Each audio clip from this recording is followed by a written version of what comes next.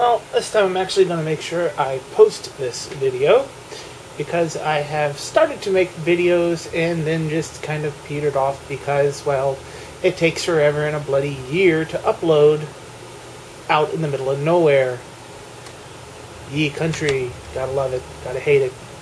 DSL? Ugh. This is going out to UXWBill, who is talking about humidifiers and the fact that he just got DSL service and woohoo, he's got a Westel. By the way, Westels, you never really have to install their software. For anyone out there who gets DSL service and ends up with a Westel modem, the IP address for the modem is 192.168.1.254. You go there, and that'll bring you to your setup screen for your modem. You type in your username and your password, and you can set it to bridged or whatever. Personally, I think they suck. At least the one I have sucks, and it's old. And the sad thing is I actually have to use its wireless signal for a wireless bridge going into the other frickin' part of the house. Unfortunately, my model will not go into a bridged mode easily. It never shuts its routing capabilities down, which really, really pisses me off. But here we go. Oh, I would show you the modem itself, but it's kind of, let me flip the screen around here. You see the disaster of a room in here. See if I can get, it's kind of down inside there. Although this one does have antennae hanging off of it, but it's an older model. You can just see the lights.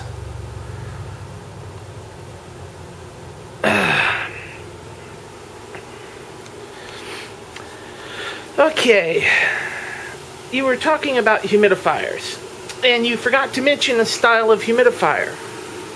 This being the impeller humidifier. I have an older model here, roughly 1980s, early 1980s, roundabouts 1984. This is here to stop a little bit of noise that it was making, because I just got through pulling this thing apart and cleaning it and sticking it back together again. We've got rather hard water here. Let me turn off the fan and pull the power plug on the humidifier. We've got rather hard water here, so hard water deposits build up rather quickly. As you can see, there's still a little bit of deposits in the funnel here. This is an impeller-driven humidifier. It's my favorite style. Basically, what you end up with is you get this funnel. Inside the funnel are a couple of fins that stir up the water, so it gets sucked up the funnel. Sprays out these little holes, goes across this little platter right here, and then hits these little teeth, in which it gets kind of atomized and what have you, and spits out the top. The top of the funnel piece here, or the impeller, has some fins up here at the top that act as a fan. Downside about these, and well, a lot of humidifiers really, is you get some hard water in them and they tend to not work very well if you don't constantly do stuff like run vinegar through them and hand clean them. Fortunately, this model can actually be taken apart, and I just got through actually pulling the little brushed pole motor apart in this one and re-oiling it. I have another example of this type of humidifier, but it's currently under some boxes. Yeah, there's no way I'm going to be able to get to it. But I figured you should have at least mentioned this. This is the most popular style humidifier that has ever been done. Vicks makes these, Kaz makes these, This is the de facto standard past the old steam humidifiers.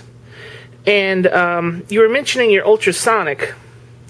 I've had them. I don't particularly like them. If you get too close to them, they make me sneeze. Basically, they were popularized because they were ultra quiet. They were very expensive back in the 80s. These were most definitely much more common. They were about the $25 to $30 range, where the ultrasonics were in the $70 and $80 range. And this is in 1980s money here, mind you. Today, you see more and more ultrasonic humidifiers coming out, and now they're coming out because they're cheaper to make than these. They're lighter, they use less equipment, and quite frankly, today's humidifiers really use crappy plastic. My other impeller humidifier is a tank style, like with the ultrasonics, but the tank keeps breaking. So I've given up on trying to have a new one working, and I stick to these little old ones here. You can pick these up on eBay. Odds are, if you can find them, you'll spend just about as much on one of these as you will a new one. But they're very good, especially if you can find one that's old enough to be able to be disassembled, because you can go around and clean it. And that's basically my little message for UXWBill. And tell us how the DSL is working. Really would like to know what your speed is. Down here we're at 3 meg, unfortunately, which is kind of crappy, and only 25 to 30 kilobytes upload speed, which can take forever and a year to upload to YouTube. This video is already running longer than what I would like it to be, and it's probably going to be a couple hundred meg by the time I'm done converting it. So, give us a shout and let us know. This is Zach Rosette signing out. See you around.